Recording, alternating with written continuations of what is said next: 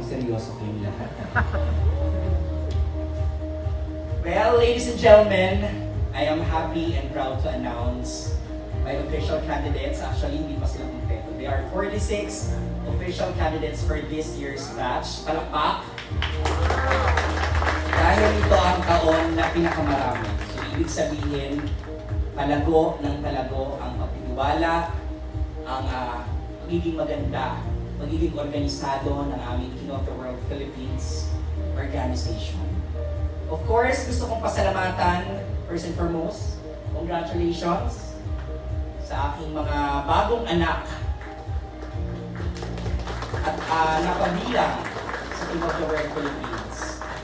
We have still 15 candidates coming from Visayas and Mindanao na darating at i-welcome namin para sa press presentation on April 18.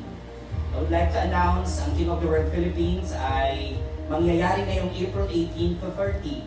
18 ang aming kick-off and ang 30 ang aming finals. So it's a capsulated schedule.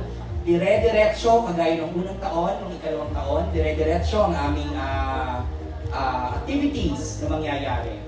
So gusto kong pasalamatan siyempre ang mga taong nandito, ang mga kaibigan, ang mga anak ko from the media, palakpak, maraming salamat sa maliit na pagmamahal sa King of the World Philippines, and of course, sa aking mga provincial directors, maraming salamat sa mga nandito, hindi ko na kayo isa-isahin. And mamaya, i-announce ko lahat ng mga names and of course, ng organization, i-acknowledge ko lahat. But this time, this is a surprise. Wala ito sa plano. Pero mag-a-award tayo ngayong araw na ito ng 3 most standout para sa King of the World. It's a surprise. Although maliit na bagay, pero ito ay para sa pasasalamat sa effort ng mga kandidato na nandito ngayon. They will receive 3,000 pesos from 3,000 worth of services from Cinderella Dream and 2,000 cash. Total of 5,000 worth of prizes. So ang tatlong standout ng King of the World Philippines official contract signing, first and foremost, King of the World Philippines, Calamba, Laguna.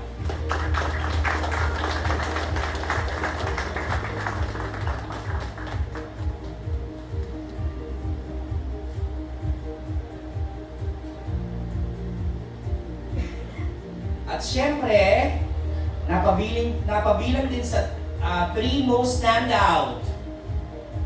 King of the World Philippines, Tagkawayan, Quezon Province.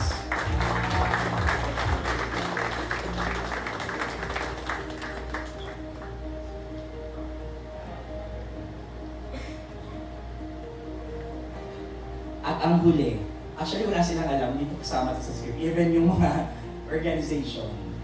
Dahil sila ay after nito ay briefing na, so uupo na sila actually in contract signing. So ang huling napabilang para sa 3 most standout is King of the World Philippines, Davao City.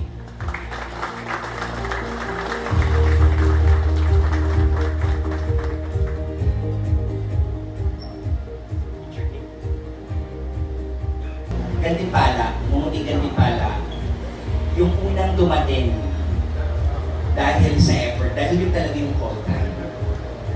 Yun ang dapat na mangyari Early bird sa aking mga anak catches the worm. na dapat kung anong content natin Catches the bird. ay masusunod. So tawagin natin of course, King of the World Philippines, San Pablo Laguna. Wow! From? Isa siyang modelo